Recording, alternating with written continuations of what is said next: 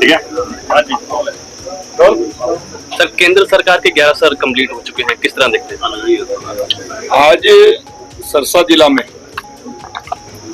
Professional meet संकल्प से सिद्धि, सेवा सुशासन और गरीब कल्याण के 11 साल, इस विषय को लेकर एक गोष्ठी का आयोजन भारतीय जनता पार्टी जिला सिरसा ने किया और उसमें मुख्य वक्ता के तौर पर हमारी माननीय प्रदेशाध्यक्षा महिला मोर्चा बहन उषा प्रियदर्शी जी, जो गुड़गांव से चलकर यहाँ पर हमारे बीच में आई, हमारे सम्मानित दोनों जिलाध्यक्ष, हमारे जिला के प्रभारी भाई वेदफुल्ला जी, भाई चंद्र प्रकाश भोसले जी, अमीर चंद मेहता जी, सभी वरिष्ठतम कार्यकर्ता इस कार्यक्रम में उपस्थित रहे और बहुत से सीएस, एडवोकेट्स और डॉक्टर्स ने इस प्रोफेशनल मीट में हिस्सेदारी ली, पार्टिसिपेशन किया और 11 साल पहले जो हमने संकल्प लिए थे उनको सिद्धि तक मोदी जी की एनडीए सरकार और हरियाणा की बीजेपी सरकार ने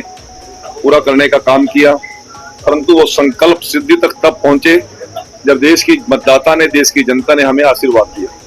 यदि देश की जनता हमें आशीर्वाद ना देती, मतदाता हमें आशीर्वाद ना देता, 3-3 बार देश में सरकार बनाने का मौका ना देता, तो हम वो संकल्प केवल संकल्प रह जाते। तो आज लोगों के बीच में वो बातें लेकर जाने की हमने एक शुरुआत की है।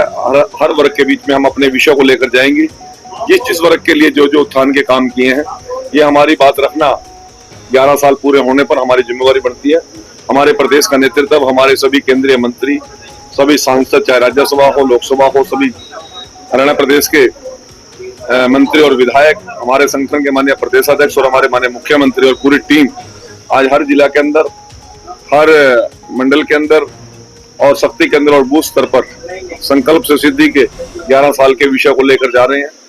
आज हम आपके बीच में आए थे, मुझे केवल इस विषय में इतना ही आपसे। हरियाणा की क्या उपलब्धि मानते हैं 11 साल में? यदि आप एक बात सुनेंगे उसमें ही सारा निचोड़ आ जाएगा।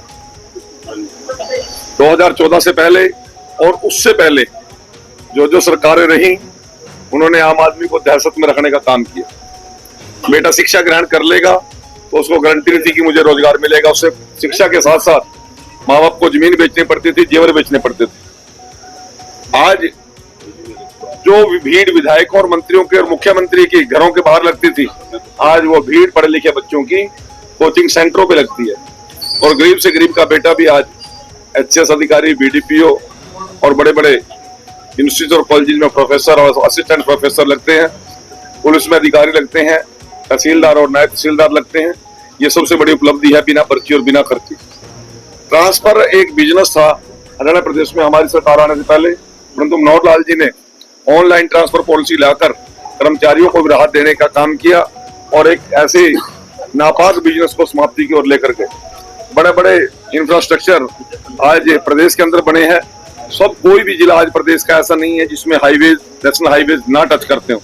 अभी आपके सामने देश के प्रधानमंत्री जी ने 14 अप्रैल को हिसार के अंदर हरियाणा का पहला हवाई अड्डा बनाने का काम किया। जिन किसानों को 2-2 रुपए और 20-20 और 22-22 रुपए के मुआवजे के चेक मिला करते थे, आज उन किसानों को प्रत्येक 6 महीने के बाद 2000 रुपए उनके अकाउंट में आते हैं। सिर्फ इसलिए आते हैं कि वो अपनी फसल को ठीक तरीके से बिजाई कर सके। आज एमएसपी पर हम 24 फसलें खरीदने का काम करते हैं और 24 घंटे के अंदर अंदर किसान की पेमेंट उसके अकाउंट में डालने का काम करते हैं। और कोई दाना क्या? सर, आप इतनी उपलब्धियां बता रहे हैं, लेकिन भूपेंद्र सिंह हुड्डा कहते हैं कि 11 साल में हरियाणा को कुछ भी नहीं मिला। नहीं मिला तो उसकी परेशानी उसको देखो ना, हमें उसकी वो टेंशन लेने की जरूरत है। टेंशन कांग्रेस भी ले रही उसकी, रोज ज्यादा बना नेता प्रतिपक्ष बना तो बना ही नहीं रहे चरने कोई। सर आप क्यों टेंशन ले रहे उसकी? ना हमने लेने की जरूरत है। उसकी पार्टी उसकी सुन नहीं रही, हरियाणा प्रदेश की जनता उसकी सुनने के लिए तैयार नहीं है। आज जिस प्रकार से दहशत और टेंशन के माहौल के अंदर हुड्डा जी जी रहे, शायद में ख्याल में देश का कोई भी राजनीतिक आदमी नहीं जी रहा होगा। सर कबीर जयंती पे आपका जो वक्तव्य था, मुझे उम्मीद थी आप जरूर पूछोगे इस बात को। मुझे उम्मीद थी आप जरूर पूछोगे। भाई, जिस आदमी ने करोड़ों करोड़ों लोगों के मुंह में निवाला डालने का काम किया, जिस व्यक्ति ने एक ऐसे बंधन को तोड़ने का काम किया जो गरीब लोगों के गले की फांस बनी हुई थी। अम्बेडकर जी कह के गए हैं कि गरीब का हक गरीब तक मिलना चाहिए। तो यदि ये बात मैं कहता हूं तो किसी को क्या दिक्कत है? नायब सिंह सैनी जी ने वो हक देने का काम किया। आज गरीब बैकवर्ड का बेटा हरियाणा की मुख्यमंत्री की कुर्सी पर बैठ गया, उन लोगों के पेट में दर्द है, मरोड़ है, और ये मरोड़ लगातार आगे भी रहने वाली है।